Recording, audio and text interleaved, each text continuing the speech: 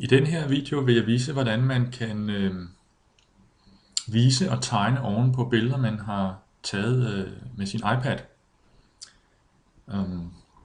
En oplagt mulighed i den forbindelse er jo at tage billeder af tekster, som man arbejder med i klassen.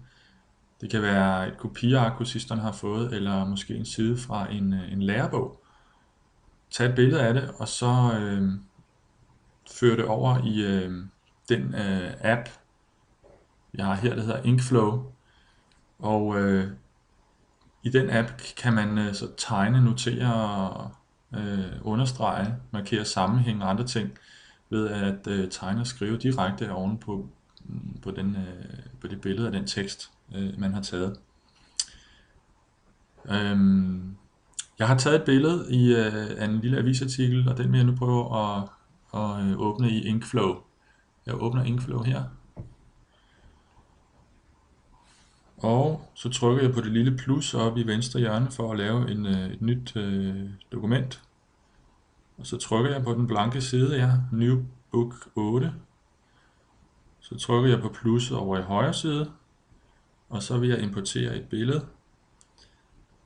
Og jeg trykker på Camera Roll, og her har jeg nederst til højre et billede, jeg vil bruge. Der. Så skal jeg først lige definere, hvor meget det her billede skal fylde på siden.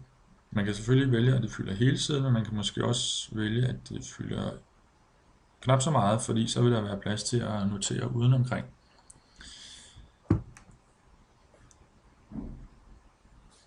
Jeg vælger den der størrelse, og så trykker jeg på Done oppe i højre hjørne.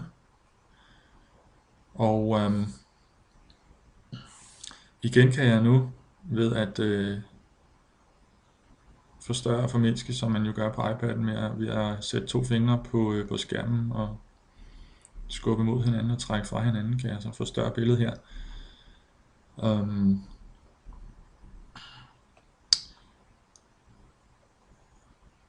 Nu vil jeg så vise, hvordan man kan tegne oven på det her billede. Gør det lidt større her. Sådan der. Jeg trykker på blyant-ikonet, den blå firkant oppe i venstre hjørne. Og så vælger jeg for eksempel den blå farve her. Og så kunne det jo være, at jeg ville sætte cirkel om nogle substantiver.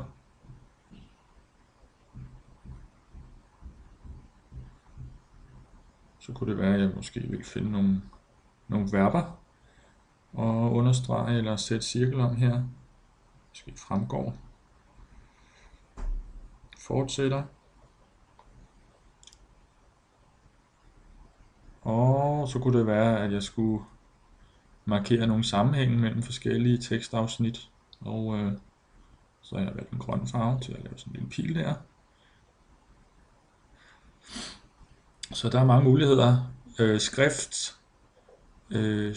Tykkelsen kan jeg vælge herovre til højre. Der står 2 i menuen her for oven. Jeg trykker på 2-tallet, og så kan jeg gøre den tykkere eller tyndere. Jeg kan lige prøve at se, nu har jeg lavet den til 12. Og så skulle jeg vælge en farve. For eksempel blå, så bliver det sådan en meget tyk en her.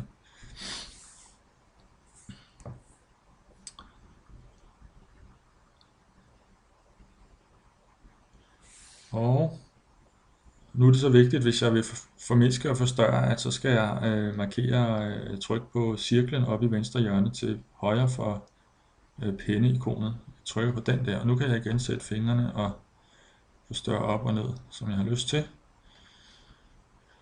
Endelig kan jeg vælge at e-maile det, jeg har lavet her, hvis jeg har lyst til det. Jeg trykker på kassen med pilen oppe i øverste højre hjørne til venstre for galleriknappen. Og så kunne jeg trykke e-mail og så lave en pdf-fil. Tryk på pdf. Og så ellers sende den til hvem jeg har lyst til. Det var det.